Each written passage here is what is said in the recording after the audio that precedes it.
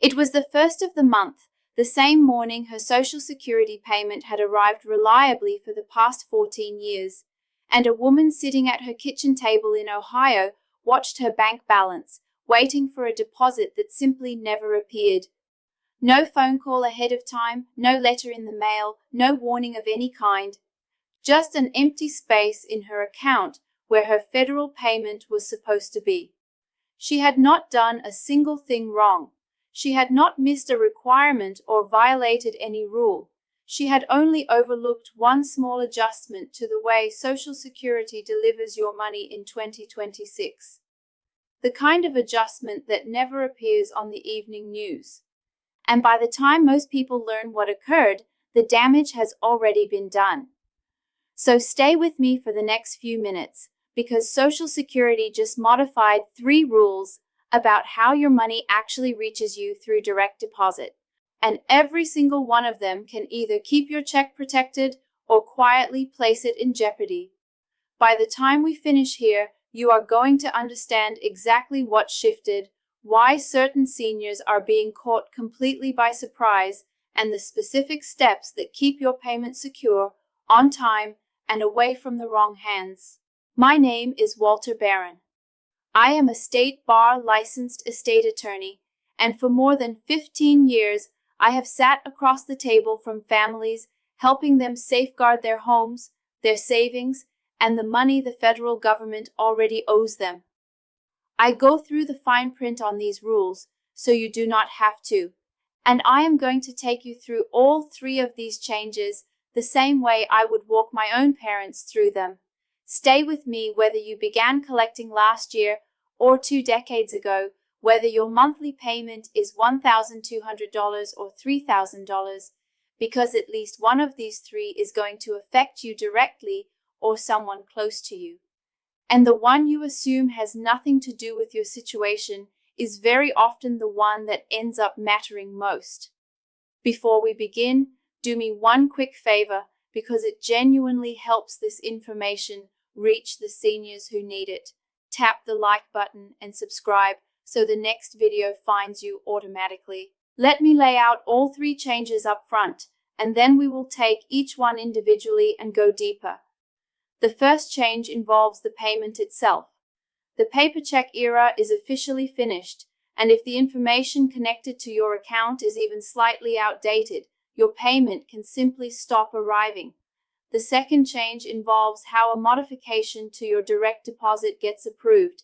It now processes in a single day rather than a month, and that speed is simultaneously a benefit to you and an advantage to someone trying to defraud you. The third change concerns how you access your own account in the first place. There is now an identity verification barrier standing in front of your Social Security login. And if you find yourself on the wrong side of that barrier on the day a problem surfaces, you can be completely locked out of resolving your own payment issue. Your deposit, your approval, your access. Let us get into it. The first change is the one that sounds the most routine and carries the most immediate risk.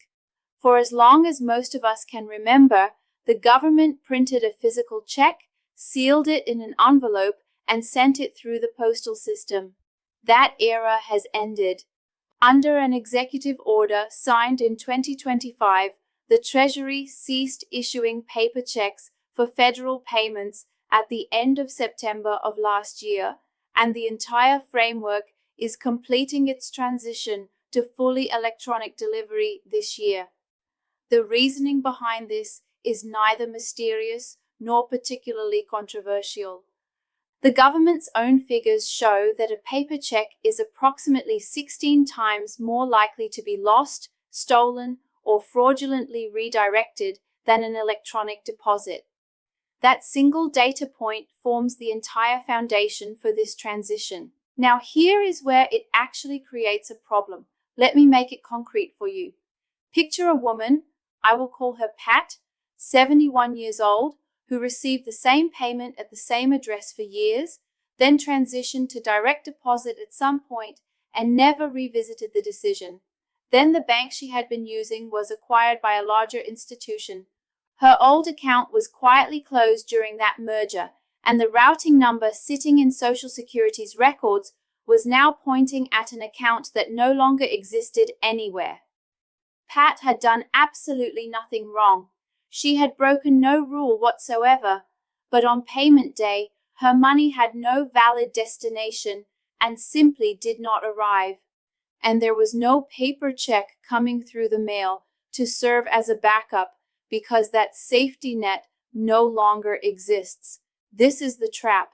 It does not catch people who did something incorrectly. It catches people who did nothing at all, who assumed the account they established years earlier was still active and accurate. So, the very first thing every person watching this needs to do is verify that the bank account Social Security has on file for you is the account you actually use right now.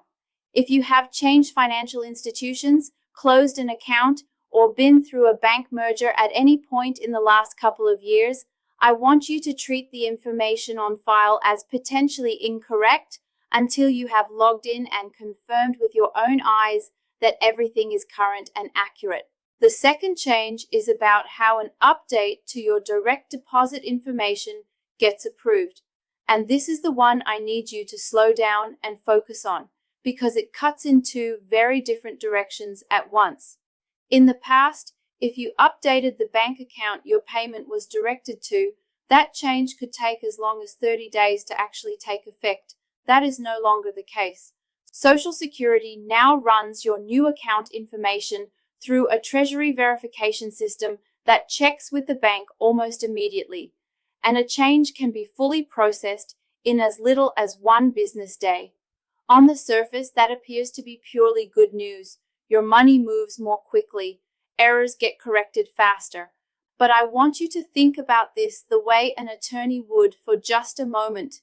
If a legitimate change to your account information clears in a single day, then a fraudulent one does as well.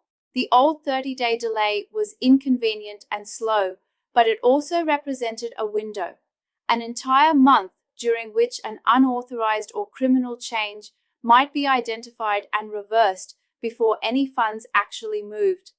That window is now roughly 1 day wide. So here is the protection that matters, and it has not changed.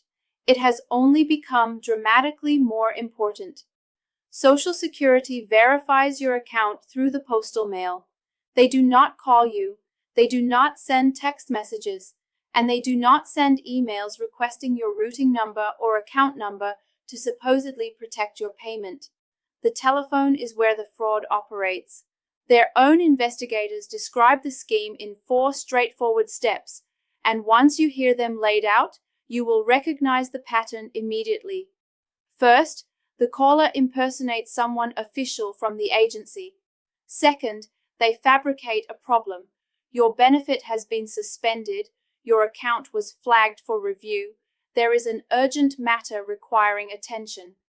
Third, they apply pressure, usually in the form of a short deadline, 24 or 48 hours. Act immediately or lose your payment. And fourth comes the request, your account number, your Social Security number, a verification code. Every variation of this fraud follows that identical sequence. If you ever find yourself in a conversation that moves through those 4 steps, you are not speaking with anyone from the government, and you hang up. You contact the agency using a number you already possess. They do not reach out to you requesting that kind of information. And while we are on the subject of money, the system will not simply hand you. So many of you have asked me to compile the property tax exemptions, the Social Security pitfalls, and the bank protection strategies I cover on this channel all into a single resource with the precise steps laid out, so you are not spending hours digging through confusing government websites trying to determine what applies to your situation. So I did exactly that. It is called the Senior Money Playbook.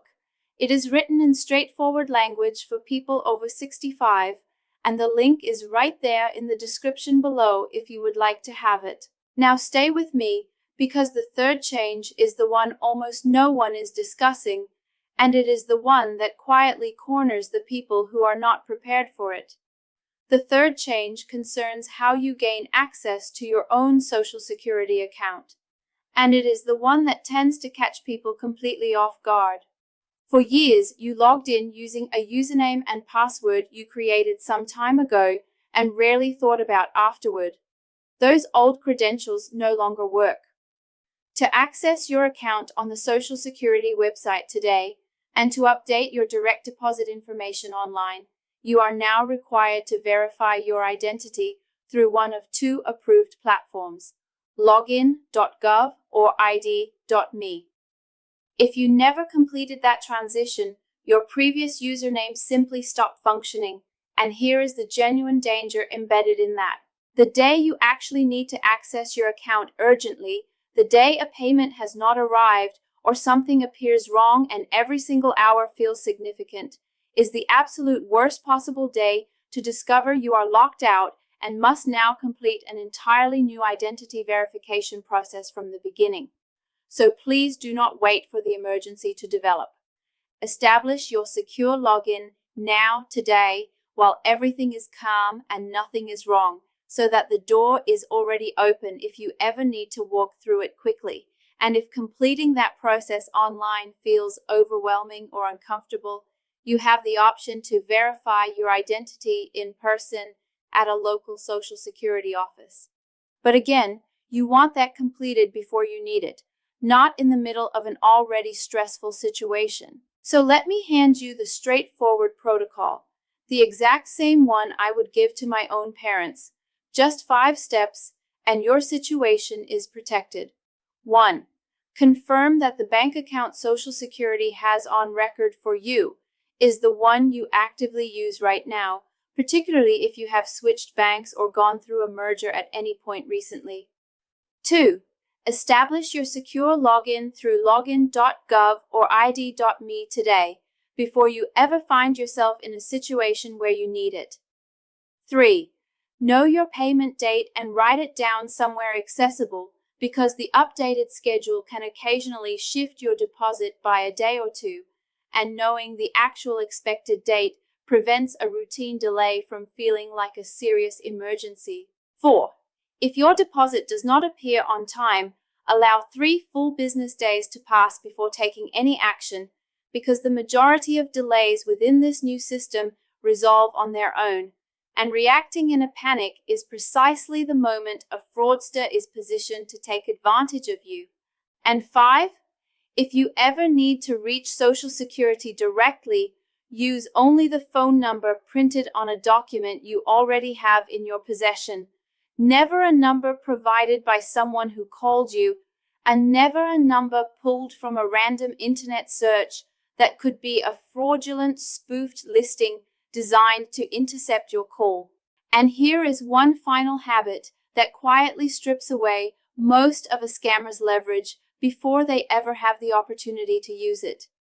If you have a spouse, an adult child, or a trusted friend who assists you with your financial matters, let them know which bank your payment is deposited into, and agree together that if either of you ever receives a call claiming to be from Social Security, you consult one another before anyone takes any action whatsoever. That single straightforward agreement closes the door on the most common version of this fraud before it can even get started. Because here is the truth running beneath all 3 of these changes. The paper backup is gone. Your money now moves faster than it ever has before, and the system quietly operates under the assumption that you are going to take responsibility for protecting yourself. The senior who checks their account on payment day and does not yet see the deposit is not panicking, because they know precisely what changed, exactly how long to wait, and specifically what to do if something genuinely feels wrong. That awareness is the entire difference between that morning becoming a crisis and it simply being another quiet morning at the kitchen table. Confirm the account. Establish the login. Know your date. The system is not going to protect your payment on your behalf. You are. This is general education, not legal or financial advice tailored to your specific individual circumstances. So confirm your own details directly with Social Security before acting on anything discussed here.